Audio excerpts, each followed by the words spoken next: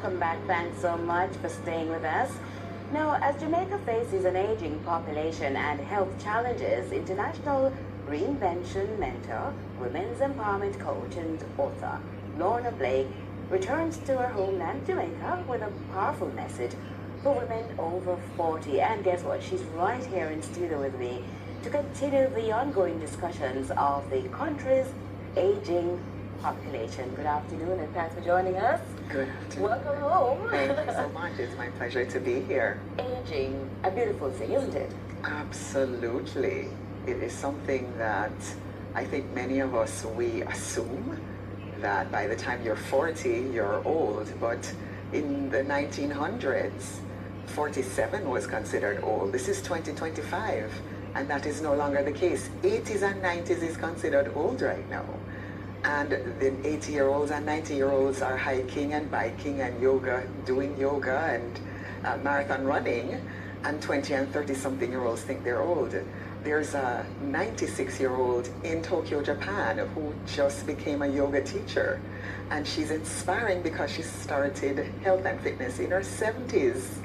So we are, I think in Jamaica we need to catch up. That's what I wanted to go. That's where I wanted to go.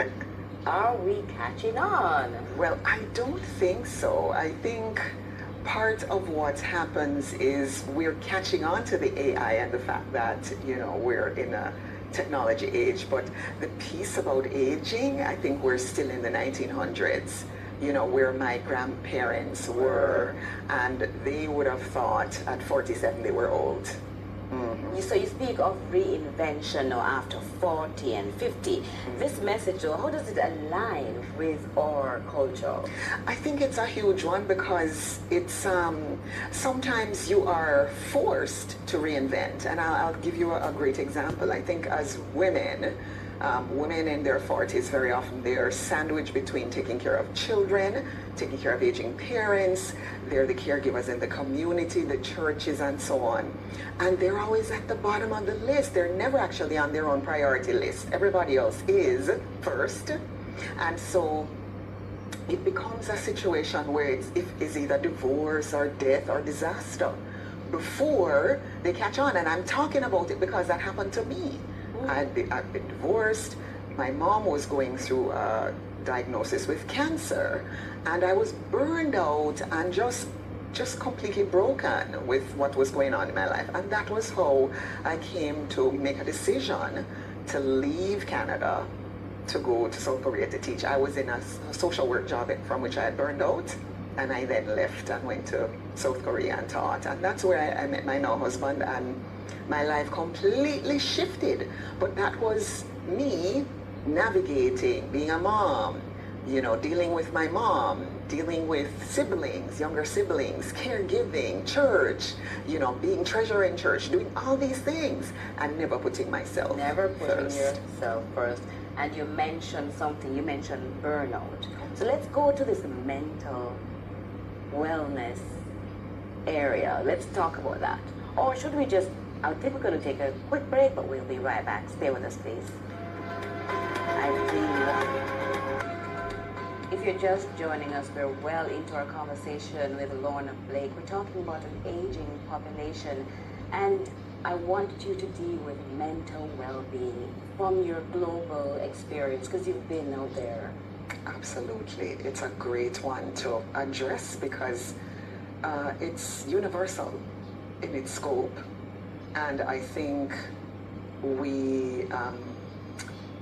many of us, we struggle with it, and it's not just in Jamaican culture that there is, stigma attached to mental health stuff, but it's something that is true for many other places in the world.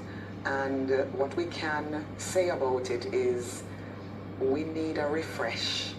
Sometimes what we're looking for is stories that can inspire us, tips and strategies, gratitude, journaling, something that can take us out of the everyday, because sometimes what we're facing is that we become stagnant, we become stifled, we become stale in our life where we're living in right now. And sometimes we just need some tips and strategies and tools that can allow us to get a refresh, to have a new perspective. Sometimes you don't have to move somewhere else to start fresh. What are the commonalities now that persons face, women in particular, when it comes on to health? That's a very good question. These are things that happen many times over. We are faced with, I'm going to say, psychological, social, emotional things that when they're not addressed, they become chronic stuff. And I've coached women who've dealt with, for example, inflammation in the body, where they need to get medication because, you know, it's something that is so strong.